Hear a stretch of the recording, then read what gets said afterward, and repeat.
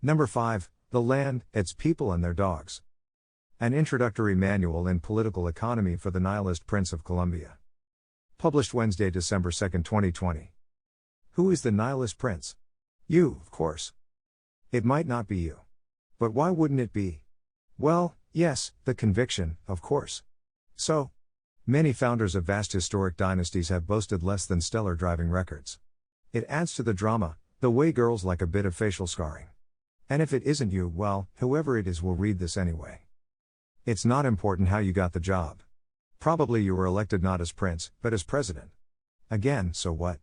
The presidency always was a thinly disguised monarchy. Most of the time it's mainly a costume monarchy, like Elizabeth II. But about every 3/4 of a century, regular as Halley's Comet or the San Andreas, it isn't.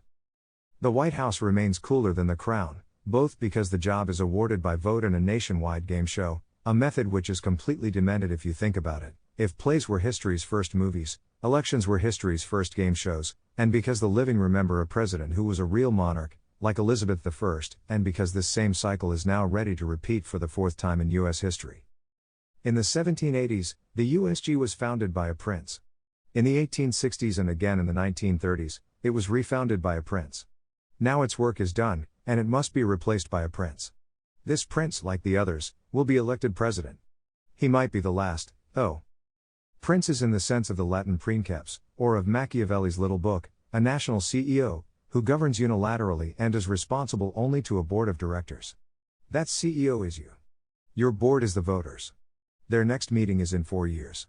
Good luck. For the next 4 years, you have the authority of Henry VIII, Augustus or Louis XIV. In 4 years you will hold another election. You will ask your subjects whether they want the old staff and the old system back. If so, wherever on God's green earth those people have wandered, you will find the previous personnel, reseat them in whatever remains of their swivel chairs, wish them all the best and hop on a plane to Paraguay. If you have much chance of losing this election, maybe you weren't much of a prince. Such was roughly the position of FDR, Lincoln and Washington. Now the gyre comes round again, with you behind that same old oak desk. Good thing you have this book. The United States seems to take its next prince once it has finished forgetting the last. Also, FDR and Lincoln had to maintain symbolic regime continuity. This is probably not even an option for you. As president, you may have to be more of a Washington. Ever heard of the Articles of Confederation? What about the Constitution? History is never predictable, yet every thread in it is finite. Each finite thread is never the last. It is always followed by another, always of some different, unexpected fiber. Maybe the next thread won't even be into ancient and holy pieces of paper at all. Wow! Is this scenario realistic? Depends on whether the American people want it to happen. If they do, it is. Type alter or abolish into your search bar. Would Americans rather be Colombians? If so, they have the right to be Colombians. If so, I'm sure a prince will come along, whether or not that prince or princess is you. I'm not proposing this, of course. I adore our holy and ancient Constitution. Rather, this design for a clean slate regime change is just what Einstein called a Gedanken experiment. The philosophical point of the thought experiment is to explore absolute public policy. Regular public policy is relative public policy. It asks how our concrete government should change what it is doing, weighted by the difficulty of achieving that change. Absolute public policy is not weighted by political difficulty.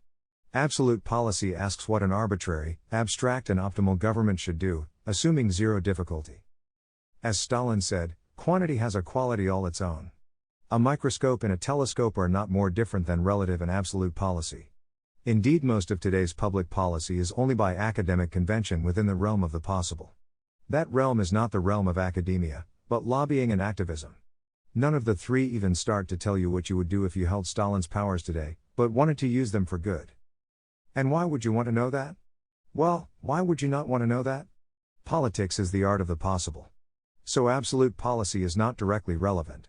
However, the perspective it provides may help policymakers in forming relative public policy. The easiest way to think about government absolutely and abstractly, yet realistically, is to define the most realistic possible path to the simplest possible absolute regime. This path is inherently unlikely, but it must be as possible, yet it may be, and probably is, still impossible by all reasonable standards. Now, back in character. People focus on which faction the prince comes from. If it matters, you are no prince. The prince's color is gray, not red or blue, transcending monkey politics.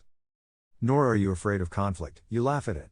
Your views are ruthless, impartial, and utterly cynical. Your default opinion is that each side is normally right about the other. The normal basis for a sound peace is mutual humility and historical oblivion, and the normal line of a sound peace is the line of truce, status quo or uti possidetis. And while not everything is normal, you always start out expecting it to be normal. Like George Washington himself, the powder-wigged ramrod with the wooden teeth, you are a general of no faction. You are a nihilist, you think ex nihilo, you see ex nihilo, you build ex nihilo from nothing, from scratch, on a clean slate, from first principles. The old conflicts were structural consequences of the old regime and vanish with it. Yet you inherit not just the land and the people, but the regime as is. By the metaphor of this text, that regime is instantly and utterly deposed from power, in favor of you. Of course, in real life it will not be this easy, but it should be as close as possible. In any case, the immense carcass is everywhere. In some cases, its organs can even be reused. But an ancien regime can neither remain alive by default, nor lie around to rot in peace. Nihilism does not mean you have to liquidate every agency, company or nonprofit, or flatten every soulless, inhuman 20th century skyscraper. Nihilism just means you can. And when in doubt, you should. But let the people out first. They are your people now. Because the land, the people and the regime are so often metonymized, it seems only proper when rebooting the third to rebrand the first. One name is ancient, honorable, and known to all, despite mild confusion with a certain country to the south. Our pals down there have a solid brand, but maybe they can be compensated for changing it. Such is your post as the new nihilist Prince of Columbia. You inherit from the USG its assets and liabilities, its continental territories and the people on them. To simplify the thought experiment, and within it to provide interesting side tests, you release all lands acquired since the Gadsden Purchase of 1853, granting unilateral independence to the state and territorial governments, abandoning even foreign bases and embassies, and repatriating everyone abroad on USG papers, whether tourists, expats or soldiers. The USG was never famed for the quality of its paperwork. Any beast on Colombian soil that has two legs, and is not a bird, is a tourist or a Colombian. If it is a tourist, it goes home. If it is a Colombian, it is a subject of Colombia. If it has four legs and is a dog, it is some Colombian's dog. At some point the border may open for some kinds of travel. For now, not even a dog will cross it. Bright lines make simple, strong experiments. The absolute governance of contiguous, isolated Colombia, defined by pulling a Gorbachev and shrugging off a far-flung global empire to chillax into its new historical role as a normal and normally shaped country, while it may not be the exact problem that future America has called upon you to solve, makes the best and clearest lesson plan for me to write today. It isn't really. But day one is actually day one. As a newborn prince, what do you need to focus on? You have all the problems in the world, but which is the most serious? The most serious problem of any regime is in one of two areas, security or economics. If your regime begins with a serious security problem, nothing is more important. If not, economics is more important. Let's quickly assess these two problems on an absolute scale by painting quick pictures of states under which they are solved and unsolved. When security is solved, every person's person, property, and reputation are safe from all aggressions, individual or collective. Abroad, the nation's rights are respected, and it respects the rights of other nations. No hostile armies menace its borders, no barbarian tribes camp and feast in its fields, bandits do not infest its mountains, nor beggars its streets, nor burglars its nights. A virgin with a sack of gold, bragged Genghis Khan, could stroll alone from one end of Asia to the other. Say what you want about Genghis Khan, security is an ethos. When you need it, there is nothing you need more. While our virgin might not even make it to the Caldecott Tunnel, is security really Colombia's biggest problem? Considering Colombia as if delivered today, we see few big security issues. From the USG, it inherits a complex and historical structure of foreign relationships for which it has no real need. No major power can molest it, or even shares a hemisphere with it. Domestically, there are areas of serious insecurity and informal organized violence, mostly in some parts of older cities, but they are localized and not difficult to avoid.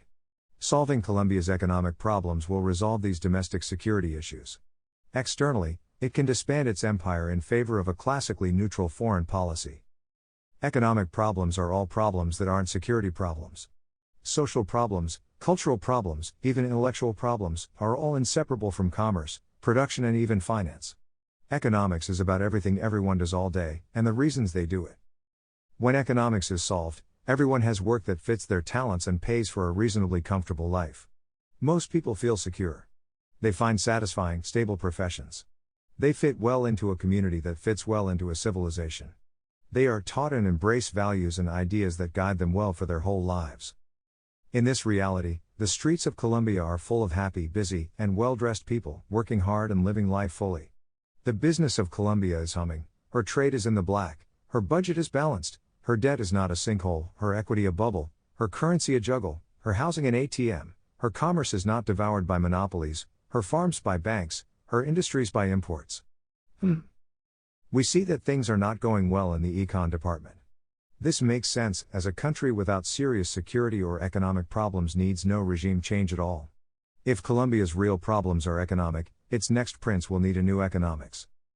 Indeed, these outcomes would seem adequate to justify a nihilist reconstruction of the field that is now macroeconomics and was once political economy. And if your redesign yields the same design, try it again.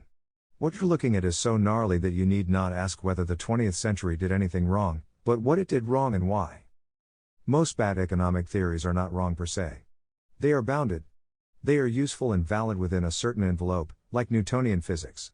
Outside this envelope, like Newtonian physics, they are wrong, and their results are just ridiculous. We cannot disprove 20th century economics, or 19th century economics, or liberal economics as a whole. Given their own axioms, they are perfectly self-consistent.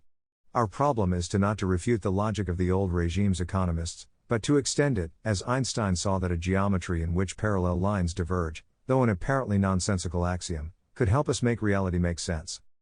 The nonsensical axiom of any sensible 21st century economics will be intentional disutility or artificial difficulty, in which power, intentionally and for good reasons, makes the production of goods and services more challenging.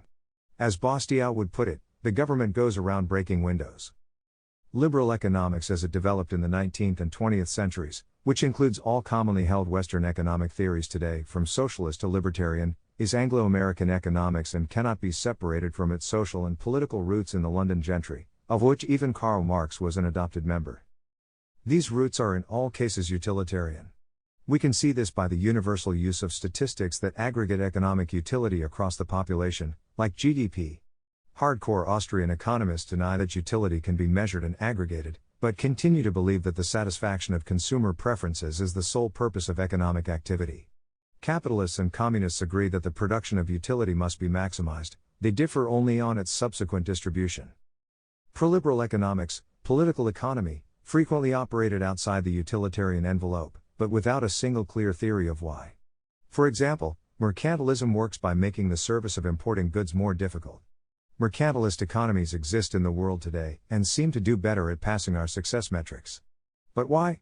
Can we even imagine a unified theory of disutilitarian economics, diseconomics? 19th century physicists realized that their equations predicted that any black object would instantly radiate away all energy at high frequency. Fortunately, this ultraviolet catastrophe did not actually seem to happen. But this was obviously unreasonable. 20th century economists wrestled with the resource curse, in which positive resources such as oil, la mierda del diablo, as one Venezuelan put it, produce negative economic results, as if a sign flipped in the GDP formula. This too was obviously unreasonable. In the 21st century, the curse is more and more relevant since technology is a resource. Oil lets 6 people stick a pipe in the ground and light up all of Venezuela.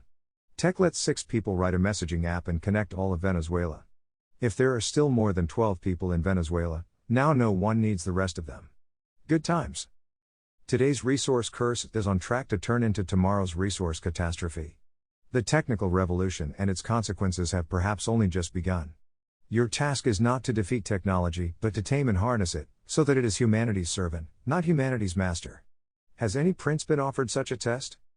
In the last chapter we explained the difference between the liberal economic axiom of luxus populi suprema lex, public luxury is the supreme law, and the illiberal economic axiom of salus populi suprema lex, public well-being is the supreme law.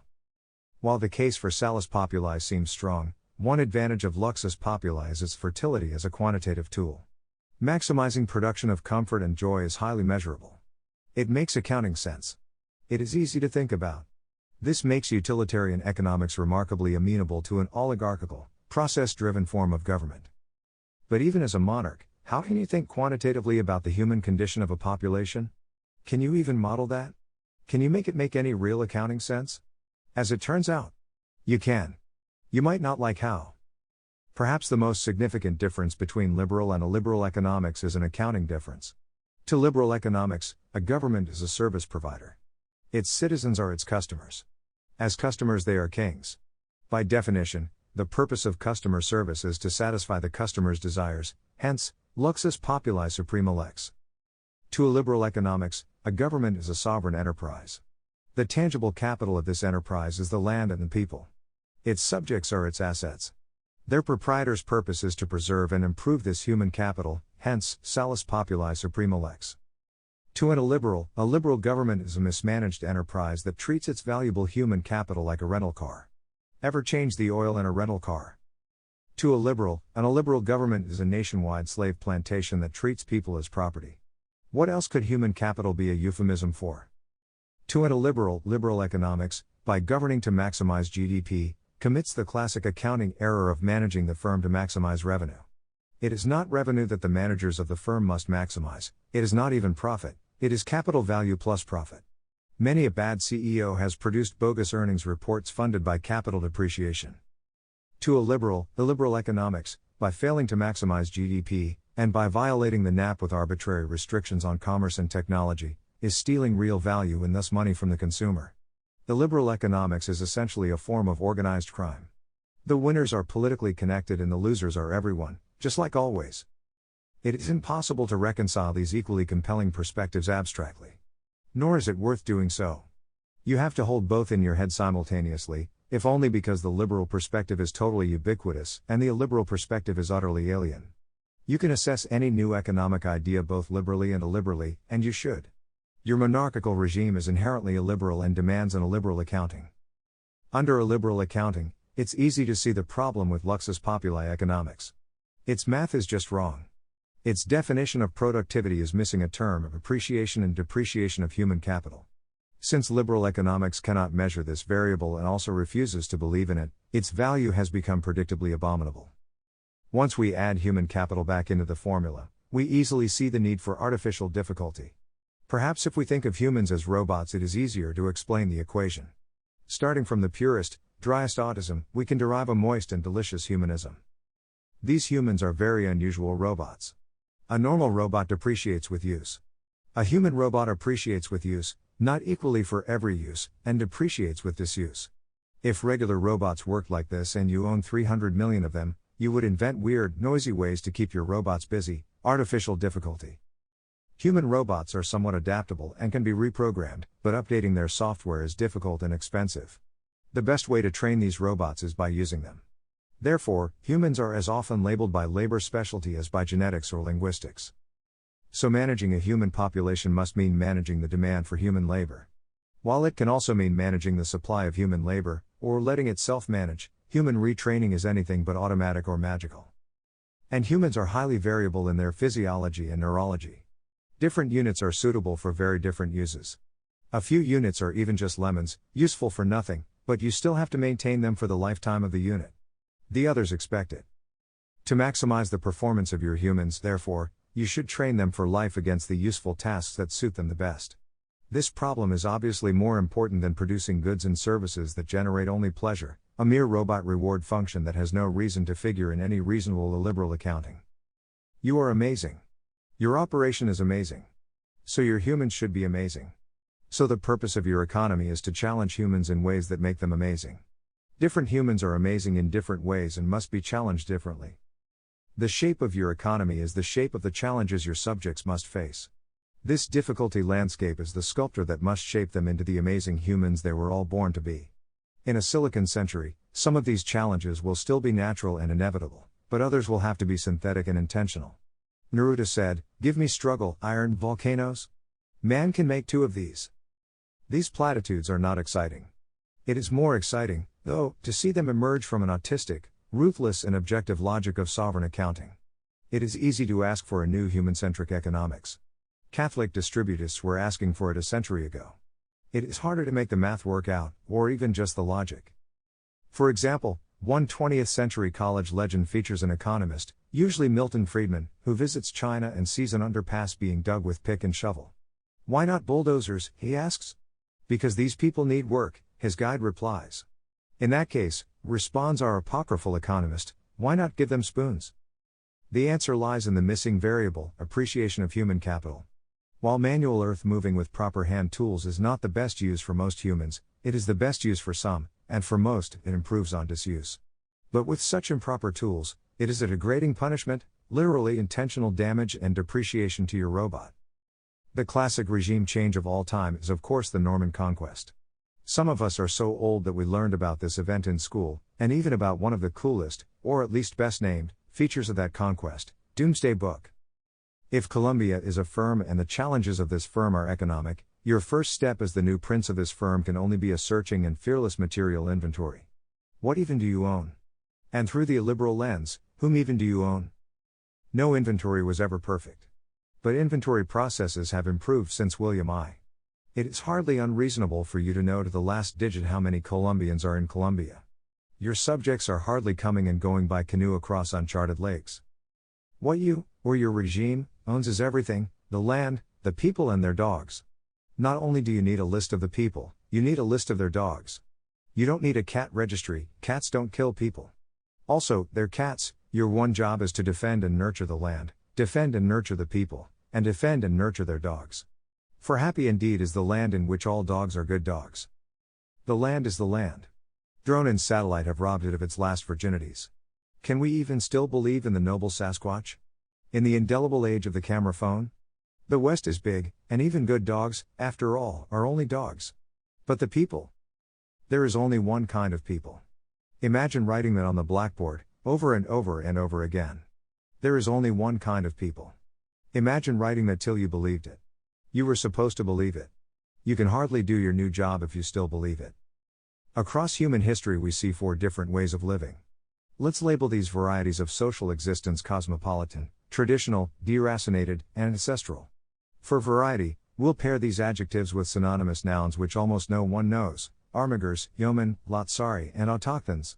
To dodge yet more landmines, these groups are strata. Colombia has no ancestral autochthons. It has quite a few cosmopolitan armigers, a vast continent of traditional yeomen, and more than enough deracinated lotsari. You are ready to amaze history and the world by the fine care you take of all these persons. As we'll see, each of these strata is the best one. But they are different kinds of people. You cannot govern them in the same way. Food for one strata may be poison for another. If Colombia held only armigers, or only yeomen, or even only autochthons, or if clear geographic lines divided the strata, governing Colombia would be easier. If your aunt had balls, she'd be your uncle. With the exception of lotsari, who are just misgoverned yeomen and or autochthons, all these strata exist, will always barring some demonic surgery on the human species exist, and deserve to be defended and nurtured by governance appropriate to each. This rather contrasts with the main thrust of 20th century sociology, which sincerely believed that yeomen, lotsari and autochthons were all just misgoverned armigers. These divisions are not exact. There are no straight lines in the crooked wood of man. But the blurred boundary cases are only between adjacent strata.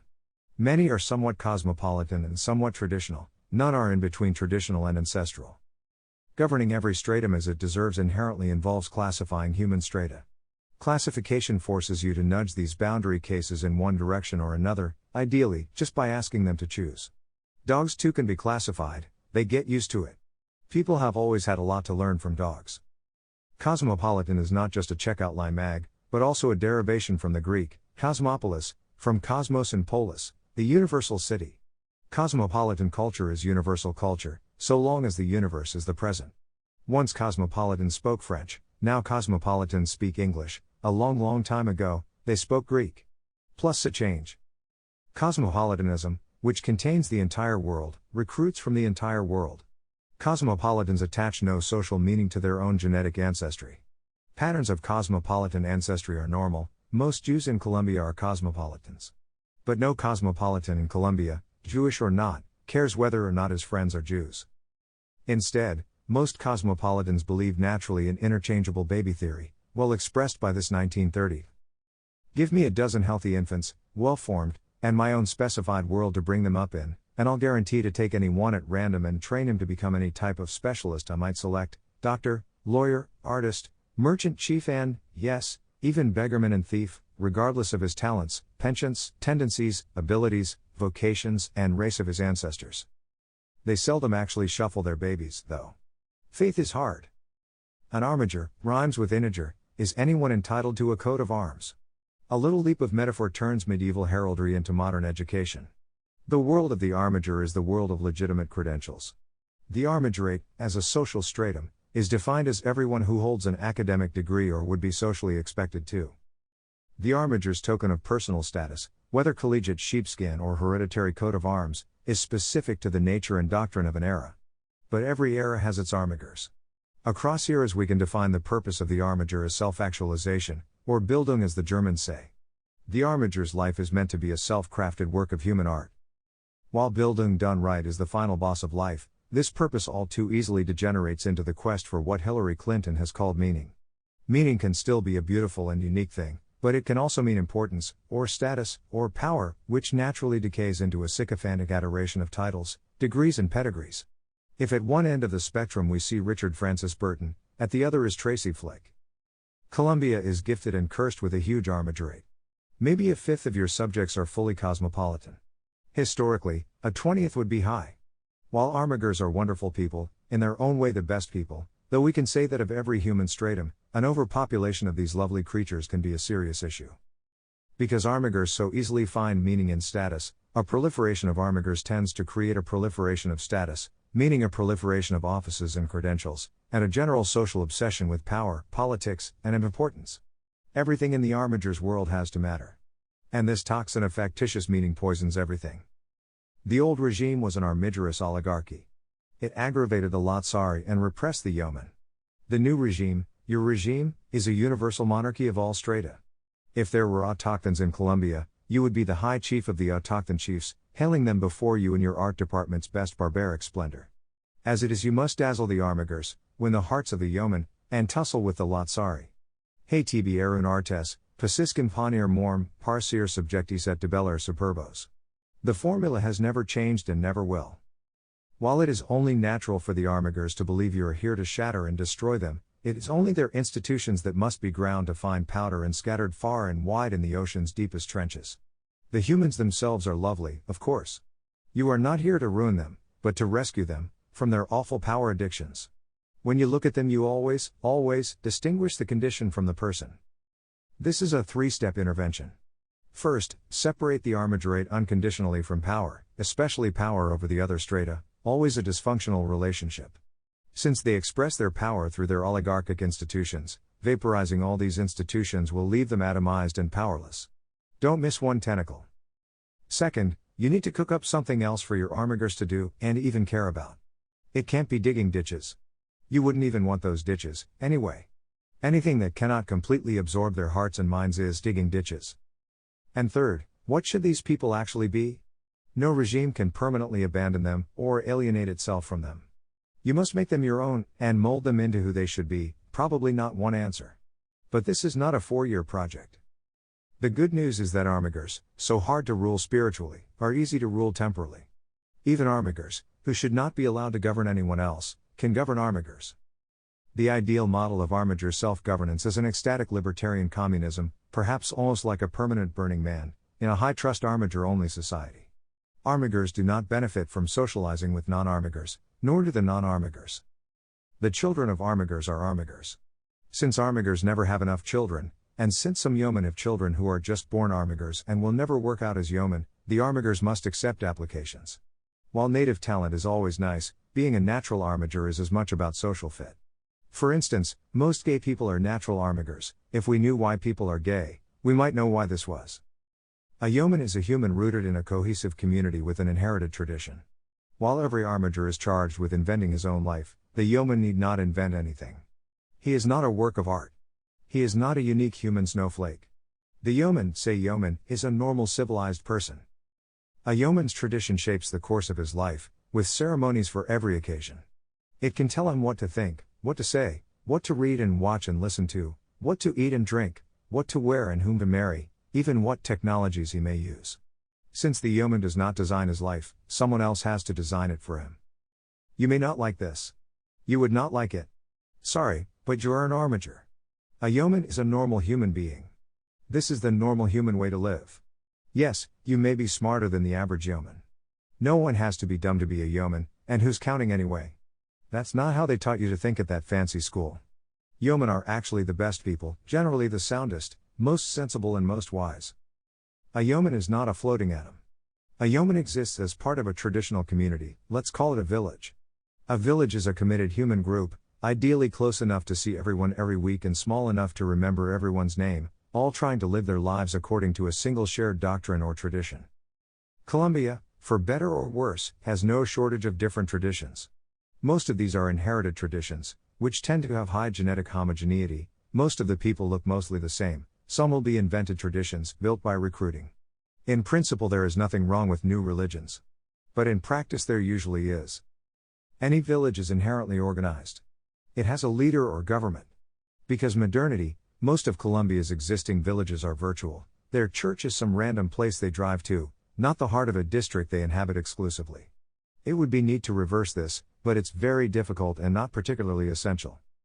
Some villages are independent cults, most are instances of a single historical tradition. If a tradition does not bring its own central government, a prince can help it make one.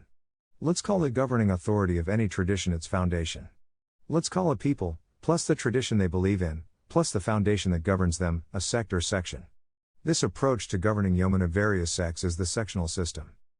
Armigers are as unique and atomized as children and must be governed accordingly. You govern your armigers in the modern way, as rows in a big flat database. Which may have a row for each yeoman as well, but you do not govern yeomen individually. You do not even govern their villages, you govern their sections. In practice this means your bureaucrats at the culture department oversee their foundations. Empires as different as the British, Ottoman and Roman have used this same pattern, which the British called indirect rule. Everyone is best governed by those like them. Everyone still has to share one physical country. The national regime handles all the conflicts between sections, and all the exceptions that cross sectional boundaries. Governance of yeomen under this version of indirect rule happens at 3 levels: the village, the section, and the regime. At the village level, every tradition is different, but a village can govern its yeomen as tightly as its tradition and its judgment requires. The maximum level of social control is roughly the power of parent over child. The village controls the persons, minds and possessions of its yeomen, and in return has no job but to defend and nurture them all. This is the small-scale full communism of the early Israeli kibbutz. The village can tax its yeomen, require their labor, and impose punishments on them. It can track their bodies, clothe their bodies, test their bodies, and treat their bodies. The village can tell its yeomen what content they may read, hear, browse and watch, and it has the exclusive authority to educate and discipline their children. It can even decide what tools and technologies its yeomen may and may not use. In short, the village has all the powers of the classic 20th century dystopian totalitarian state. But it is not a totalitarian state. The village is not a huge and faceless bureaucracy, but a little group of people who live together for their whole lives. Nor do its leaders do not have authority without responsibility. They are accountable to their foundation. Their foundation is accountable to your regime. Nor is the maximum the norm. Most yeomen in Colombia are neither used to this level of intrusive governance, nor would dream of choosing it for their own communities. For the average Colombian evangelical, the sectarian system might just mean a tighter, more Mormon-esque relationship with his current megachurch and Christian academy. Which is fine, but the last century has left most Colombian traditions in an unusually armiger-like condition. Under your regime they can change that as much as they like. And their ancestors, who made and lived in those traditions, might well want them too. Which to an armiger is irrelevant, but less so to a yeoman. The logic of indirect rule fits well with strong and insular traditions like the Amish and the Hasidim, and centrally organized ones like the Mormons. The section system is almost a dead ringer for urban American Catholicism before 1960. It unsurprising that the pre-modern traditions which have survived best in the modern world have been those which have most effectively retained pre-modern folkways and structures, and best divided themselves from modernity.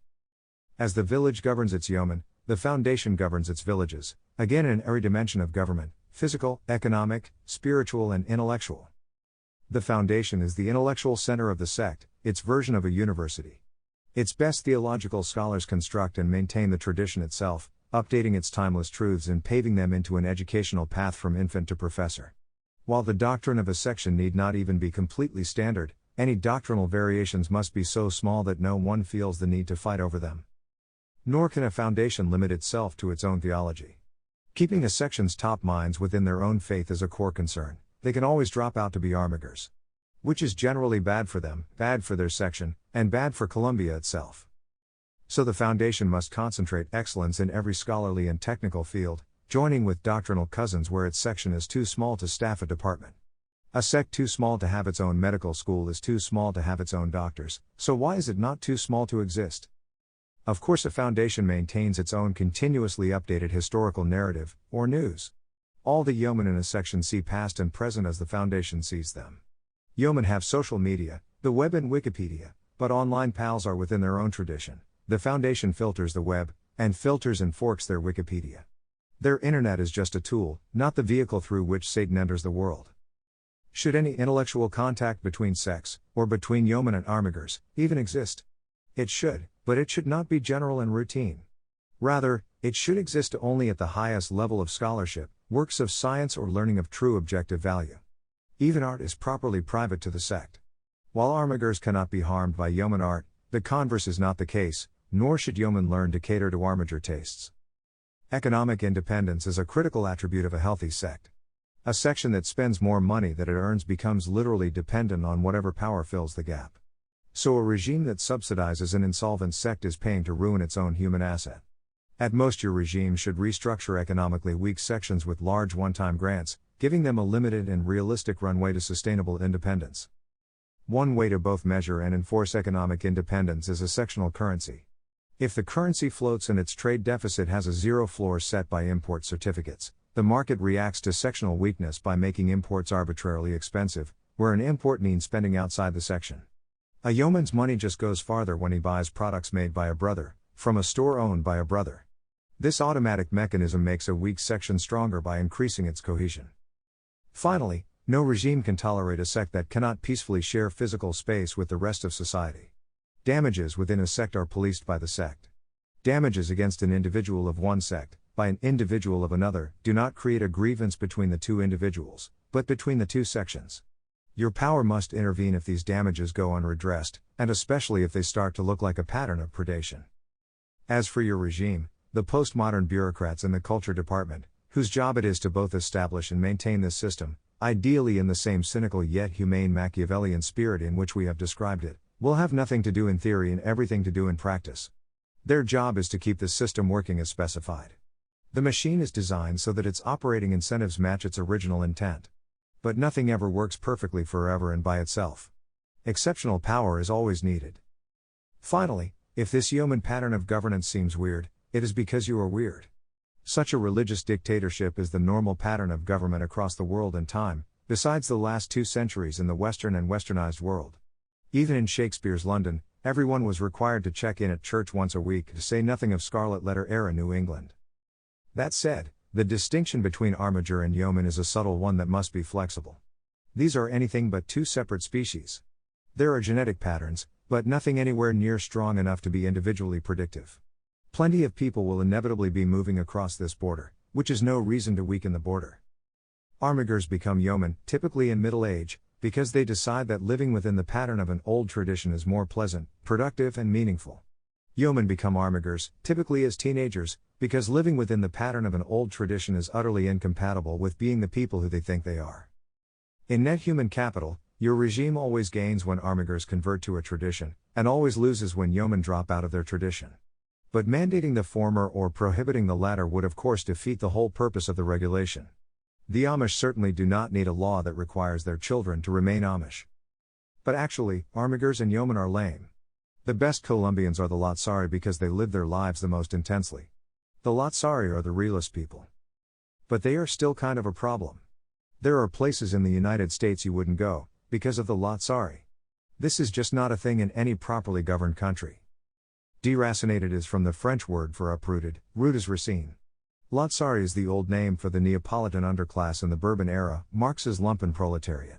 To aristocratic observers this underworld seemed neither dead nor alive, hence Lazarus.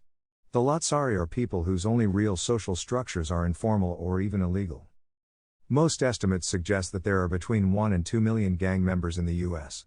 Whatever this label means exactly, and that varies, just about all these people must be Lotsari, and so are probably most of their families as well. As with Armigers and Yeomen, there are Lotsari descended from every continental human population. Unlike the eponymous Gang of the Warriors, their social structures are monoethnic. The project of the new regime is rerouting the Lotsari, turning them back into Yeomen. The project of the old regime was turning them into Armigers. The project of the old regime was turning everyone into Armigers, Yeomen by bullying, Lotsari by coaxing, and both by recruiting. The recruiting worked as an asset stripping program. If its intent was to remove the best talent from the community, it succeeded handsomely. The bullying and coaxing, not so much. We can judge the plausibility of ennobling Lotsari en masse by the level of energy and engagement invested in this project across the last century and a half. In contrast, the logic of indirect rule makes it straightforward to reroute the old Lotsari.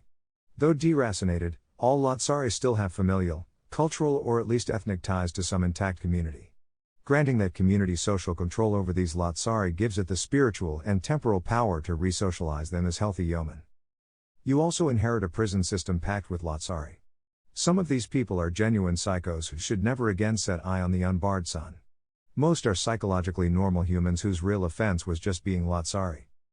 For anyone in a criminal culture, criminal activity is normal behavior. So it should be easy to rescue these normal people from mass incarceration. They really are in a sense prisoners of war. And that war is of course over. Given effective tools of social control, it is much cheaper, better, and fairer to control normal humans socially in their community, than physically in some giant POW camp. It is hard to be a gangbanger if your reverend tracks your location, assigns you a job, manages your piss and monitors your cash flow. There are only two problems with this rerouting. The first and most important is that it is so easy that it could work too well, ruining the best things about the Lotsari. Each stratum has a legitimate claim to human superiority which must be fully respected. The Dionysian and Homeric nature of deracinated culture is not an inherent problem. It is a problem when human lives burn up in addiction and vice. It is a problem when stray bullets fly out into the night and murk random civilians. But ecstasy and violence are both essential elements of the human experience, and they exist at their fullest in the deracinated underclasses. No one reading this actually despises gangbangers for being gangbangers. If we didn't admire professional outlaws, we wouldn't consume so much content about them. If Lotsari are to become Yeomen, these elements cannot be suppressed or ignored. It is enough to ask these people to live in a structured way. It is too much to ask them to live in a drab, boring or sterile way. There must be a place for well-controlled ecstasy and violence in every human stratum. Armigers certainly need it too, and even boring Yeomen know the biblical Jesus could party like a fiend and praised edged weapons. The second problem is that Yeomen are inherently sedentary, and human populations not deeply selected by the agricultural revolution may be poorly adapted to any kind of sedentary existence. These populations can only express their potential by existing as nomadic autochthons, hunter-gatherers, essentially. Otherwise they fail to thrive. Colombia does not currently have any autochthonous tribes, but down on the res it has a lot of humans of recent autochthonous descent, who are indeed failing to thrive.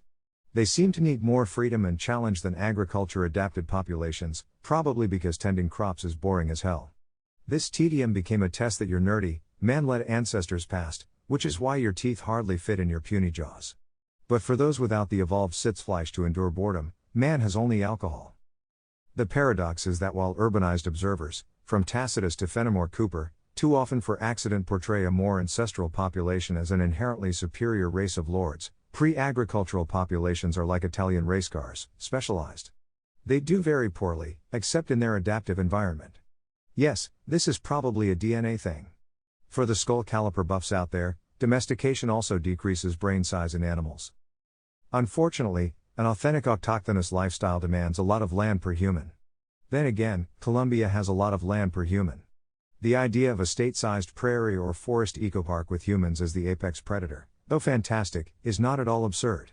It is a small step in principle from leaving uncontacted autochthonous tribes alone, Sentinel Island style, to voluntarily restoring an authentic ancestral culture. It is not a cheap or practical step, but it's the sort of thing a really magnificent prince might try. The old regime, as you may recall, was very big on human rights. Yet its city streets were full of people living on the sidewalk, like dogs. Sometimes these people had dogs. One felt for the people and the dogs. Something never did compute. One human right that you might extend to your subjects is one the old regime might even admire: the right to tap out. Tapping out is surrendering in the hellish Nietzschean battle of atomized hyper-capitalist meritocratic postmodern survival, a comprehensive personal declaration of social, financial and/or professional bankruptcy.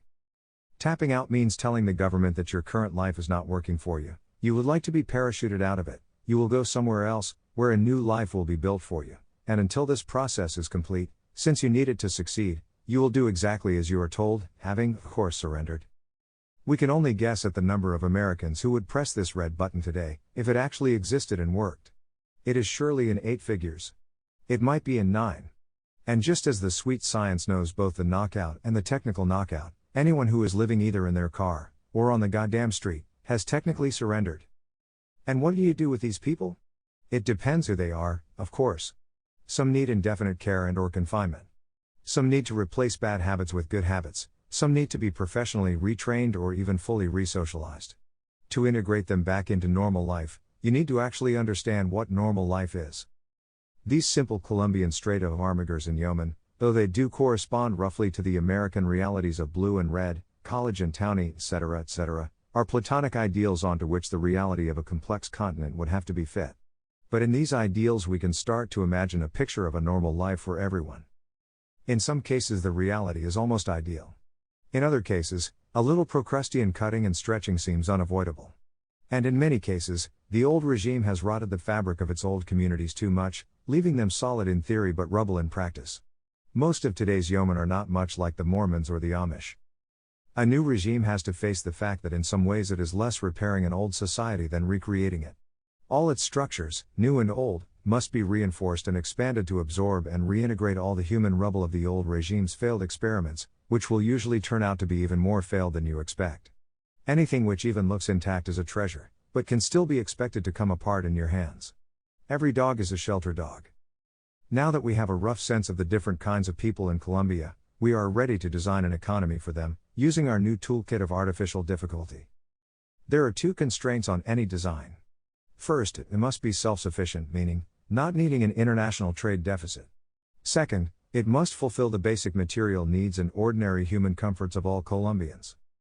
Beyond these unavoidable constraints, the purpose of an economic design is to create a landscape of difficulty that shapes your subjects into the best people they can be. Once you are committed to this project, you must ask exactly who these people are.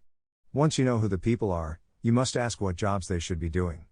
Once you know what jobs they should be doing, you must ask how your state power can bend the laws of nature to make the free market demand exactly these jobs. As the manager of a sovereign corporation, your job is to match labor demand and labor supply so that labor patterns maximize the value of your human capital.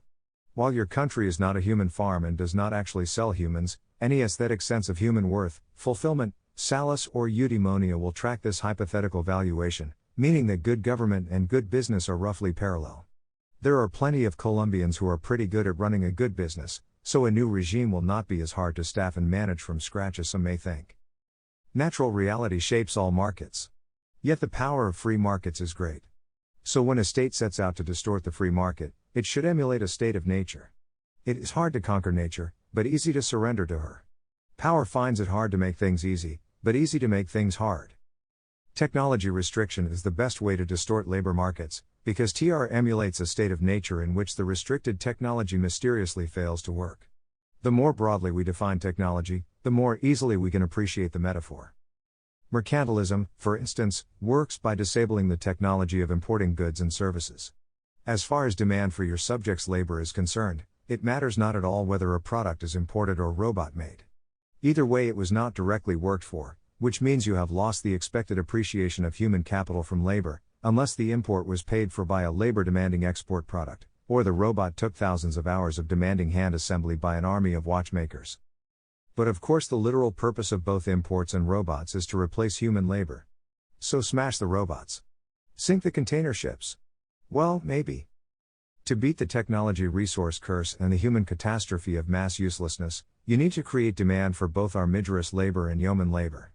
Some of this labor supply overlaps, but most does not, so we'll consider the 2 strata separately. As we saw in the example of shovels versus spoons, appreciation of human capital from labor is highly dependent on the quality of the labor. Every man is different, and his ideal job has to fit him the way the ideal boot fits his foot. Any good grade of boots has to be broken in. Over time, the boot molds to the foot. And the very finest, some say, do the reverse. Over time, the foot molds to the boot. Whether or not this is true, a man's ideal job molds him into the man he should be. Which means it may feel like a poor fit at first. Bulk labor demand is easy to generate. Hire men to dig ditches and fill them in again. This is pure prison camp work. And any palpably useless paperwork. David Graeber's bullshit jobs is even worse. It isn't even good exercise. What a man actually needs, if his work be for his own benefit, is meaningful labor that trains him to the highest level of skill in his strongest area of human potential, then stably and predictably rewards him for exercising that skill. The backbone of artificial difficulty is the conversion of economies from industrial to artisanal production.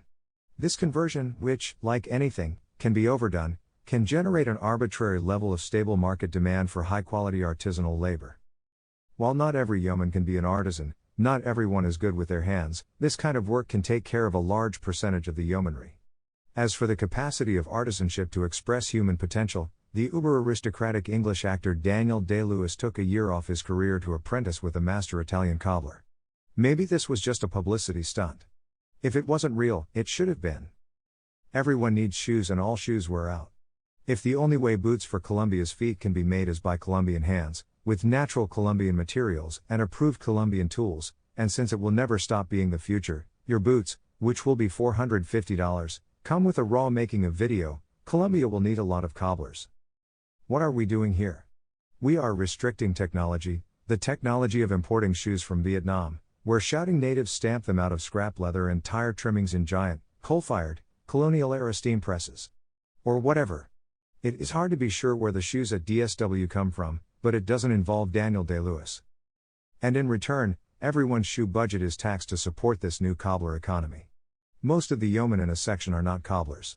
By buying only traditional shoes, naturally from yeomen of their own sect, they have to spend more on shoes, or buy fewer shoes, or both. This is a tax. Instead of buying human decay, it buys nice shoes. When we think of technology restriction, we usually think of regulations that prohibit new technologies. These regulations are mostly pernicious, which gives TR a bad name among the thoughtful. But actually, the technologies whose abolition can best restore these high-quality artisanal jobs are old technologies, like steam-pressed uppersoles. The first professions cancelled by the Industrial Revolution will be the first to return. Use cases for artificial difficulty abound in unglamorous areas such as construction, textiles, furniture and agriculture. All these fields are full of restrictive potential for the generation of high-quality yeoman labor demand. All your regime needs to do is to prohibit certain industrial processes in certain fields, which is about as difficult or debatable as banning Harleys from the Tour de France. Essentially, you can create arbitrary high-quality labor demand by etsifying arbitrary productive processes. The truth about the old blue-collar industrial jobs is that they sucked. They largely amounted to serving as human robots, or human brains in steam-powered robots. While this kind of labor is not as dehumanizing as idleness, it is nowhere near as humanizing as turning out a sick pair of boots. Remedievalizing economic production by restricting old technology can even solve two problems at once, both improving labor demand and reducing the productivity of an over-efficient sector. For example, maybe intercontinental travel and trade is fine, but only on wooden sailing ships. This classic example of absolute public policy both strikes a savage blow against globalism, and recreates the kind of human being once called a sailor rescuing a whole way of life from history's grave. Or is it too extreme? Maybe it's too extreme. But that'll be up to you, buddy. Not everyone is handy or fit. Many of the others can be small businessmen. Another way to increase the quality and quantity of labor demand is to disrupt large, formula or franchise businesses. Perhaps no store can be too big. Perhaps no one can own more than one store or restaurant. Perhaps internet shopping is a crime against humanity. You get the picture. Technology actually makes the problem of creating high-quality labor demand easier, once you take that problem seriously. Automation takes care of the low-quality work. Automation is better at dumber jobs, anyway. The problem of economic management is the design of an economy whose labor demand matches your country's labor supply, at a high-quality level for every worker. The more automated assistance this design has, the more interesting it can be, and the higher a quality of labor it should demand, as it produces a higher quality of product. Perhaps what will shock our great-grandchildren most about the present, when they look at grainy old 2D videos of us, is just how badly dressed everyone is. Scientists agree, Colombia has too many armigers. What do you do with them? They are just standing there, dusted with the drywall of their institutes. They are in many ways excellent and useful people. But you cannot just use them, not as is. Nor can you call the armigers, like some surfeit of Kenyan elephants, nor re-educate them, a la Mao. You might barely get away with deporting them, but exiling any governing caste is always a weak move for a prince, and often returns to bite you. And what does a prince have to fear from armigers? What are they, ninjas? There are more armigers than Latsari. The armigers are meaner, the Latsari are more physical. Both are all just good people on the inside, and the best way to deal with them is to let them know straight up that you know that. Strap some extra confidence on your hip, and don't lose track of the way to the door. You want to be Augustus, not Caesar. Since they are all just good people on the inside, you can conquer them in the cruelest possible way, by governing them better than they imagine they could be governed. While the armigers are totally prepared to be persecuted, they are quite unprepared to be ignored and even less prepared to be supported and cultivated, as they should be. As humans this is ideal for them, but as players it cuts them off savagely at the knees. The armigers cannot continue in the new regime as a ruling class. The essence of the armigerous oligarchy is the validity of one's credentials. While they worked hard for those credentials, any education or experience contaminated by the principles of the old regime is more than useless to any new regime. These are now negative credentials. Their fundamental worth was their legitimacy, now withdrawn by the law of Brennus. This means you cannot use unreconstructed armigers in your civil or public service. Previous experience is not qualifying, but disqualifying. You have to make do with yeomen and a sprinkle of dissidents. This is more or less fine, but it leaves huge numbers of very talented people standing on the sidelines. And the regime was more than just its staff, it provided a sense of purpose for the whole cosmopolitan stratum. Any plan for these people is a recovery plan. Yesterday, his armiger's sense of purpose was fully engaged with the narrative of the old regime, fully committed to its issues. Today the whole story is unveiled as a sham, like the workers and peasants. He could care about a new set of issues. But now he knows no one cares what he cares about. The effect of regime change on a governing stratum, as after the fall of the Eastern Bloc, is a sort of hangover, a devastating, involuntary and irreversible political sobriety. Somehow you have to nurse these excellent neurotics back to personal, professional and even spiritual health, even without forcing them to believe in God. Some may, of course. Many armigers are armigers because the old regime pressured them into that status. Some might be happier spiritually as traditionalists, personally as villagers, and or professionally as artisans. Again, there is nothing even slightly wrong with a cosmopolitan artisan. The armiger's cosmopolitan doctrine even has a religious origin. It is Unitarianism, basically. It is not at all difficult to see the body of average armigers recommunalizing themselves as yeomen, without major changes in their perspectives, habits or beliefs, under some such very armiger-like brand. They are hardly opposed to community, and there is nothing wrong with their beliefs, so long as they do not hold or covet power. What can make most ordinary armigers into yeomen is just the enormous social advantages of living in coherent, self-governing communities. It is true that most hippie communes did not really succeed. Most hippie communes did not have the government on their side, though. Many armigers remember college as the best time of their lives, because it is the only time they got to live in a structured community. Second best is often Burning Man, another armiger-only community. Also, everything bad about armigers is the result of corrupting them with power. But of course, there is no community which knows more about living well. Separating this whole stratum from power leaves its whole job as living well, if that can pay the bills. This is not a way to erase the armiger stratum. You do not want to erase this stratum. Not everyone should be an armiger. But once you have boiled off the ordinary armigers who should have been yeomen all along, not quickly, since it must be voluntarily, the extraordinary ones are left. These people are few but, unfortunately, quite important. Up to a century ago, before they started guiding the regime, American colleges were no more than finishing schools for a tiny aristocracy. Like most aristocracies past and present, the old American aristocracy was very uneven. The next elite will hopefully be less uneven, but the hereditary principle can never be completely lost and will always serve up dunces, just as many geniuses are born to ordinary, non-aristocratic families. There is often a reason to promote the latter, but rarely a reason to demote the former. The skull caliper scientists will just have to keep working on their applied eugenics. We can be sure that in Colombia there will always be a class of people whose purpose in life is truly cosmopolitan, atomized, heroic self-actualization. And the fewer there are who feign this purpose as a pose, the more important it is to protect the reality. You went to gifted school, didn't you? Gosh, I hope so. You've read all these words. Where did all the gifted, talented kids end up? It is not for nothing that the armiger class, below a certain age, is sometimes called the precariat. Nor is that age constant. Even aside from all the people in bullshit jobs, plus all the people who think they are saving the world but really are just serving their own addictions to power and status, there is huge underemployment among Colombia's armigers, even the best of them. Roughly speaking, there are three kinds of gifted kids: artistic, scholarly, and technical.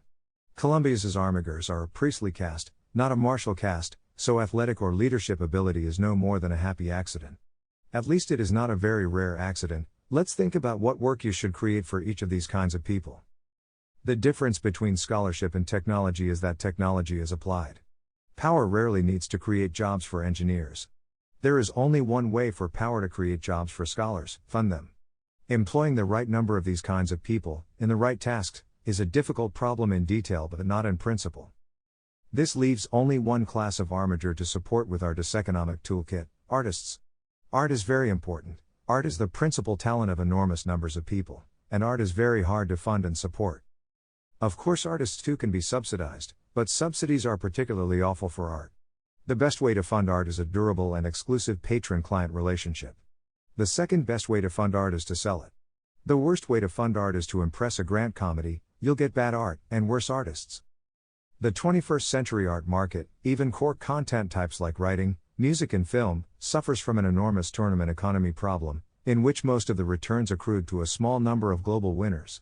While this may be optimal for art consumers, it is lousy for art producers, since it means that most artists have to end up losers, even if they are only slightly less lucky or talented than the winners. In the old days, badly shaped markets like this were just seen as fate's hand. Hasn't it always sucked to be an artist? Shouldn't it suck? Everyone would want to do it. This is a strong argument, but it just doesn't fit well with the ethos of your new regime. One way to tackle the problem with artificial difficulty is to impose arbitrary controls on transportation of copyrighted content. For example, it might be very expensive and difficult to import films into Montana. So Montanans, unless they wanted to pay $200 to watch an out-of-state movie, would have to settle for Montana film. Over time, this restriction might even cause the development of a distinctive Montana culture. But more important, at least from Montana's perspective, it would ensure that people who grow up with the essential life purpose of making movies can stay in Montana. Canadians and Frenchmen are familiar with this model, not especially well done, because this sort of thing cannot be done both well and superficially.